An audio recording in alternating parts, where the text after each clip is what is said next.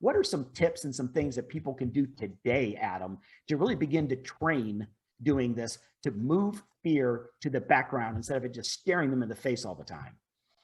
Well, I get geeked out over physiology, and because I used to think that it always started with the mind first. The fear started the mind, then the body reacted, and it's actually the other way around.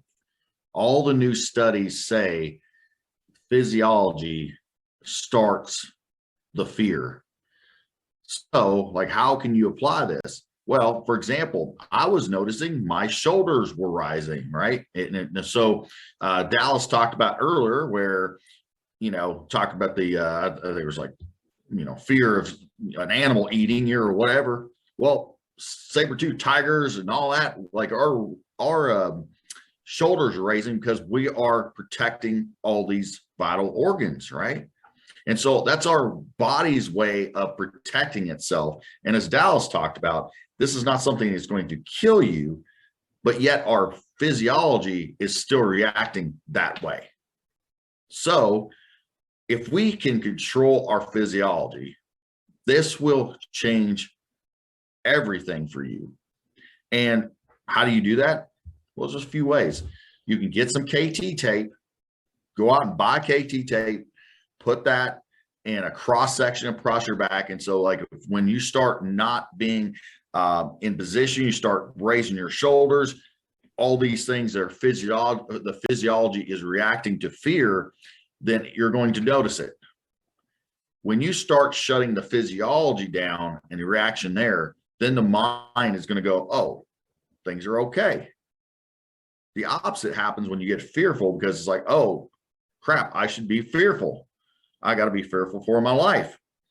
These are real things that happen. So what you can do is you can do the KT tape. There is also, I am not a doctor in here, nor do I want to be, claim to be. It's too much studying and stuff and of that nature.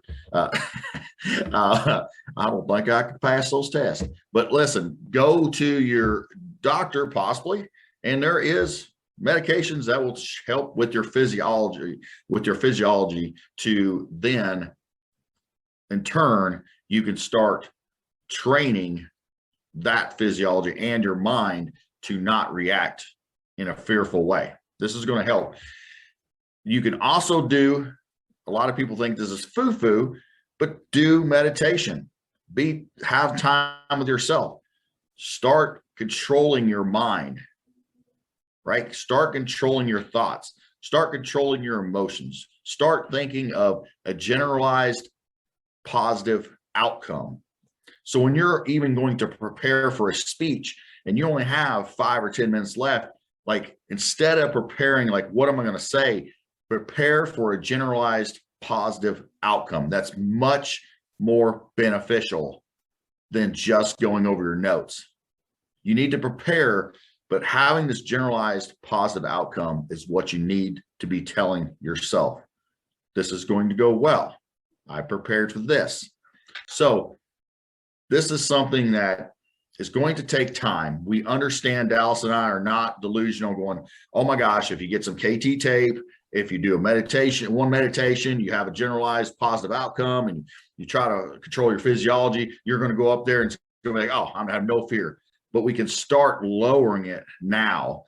Start doing it with the little things, little steps now. So if you're going to do a presentation like in a month, you can start preparing now when you're just doing a phone call, because if you are making a phone call and you already get those types of feelings, then do these steps for that, because those are not as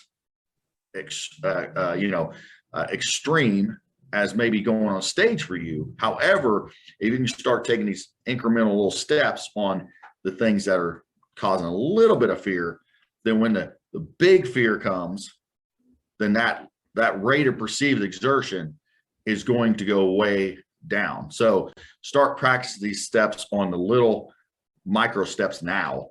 And then when you go on stage, you're going to start seeing definitely a reduced fear factor there. And you can go up there and perform at a high level.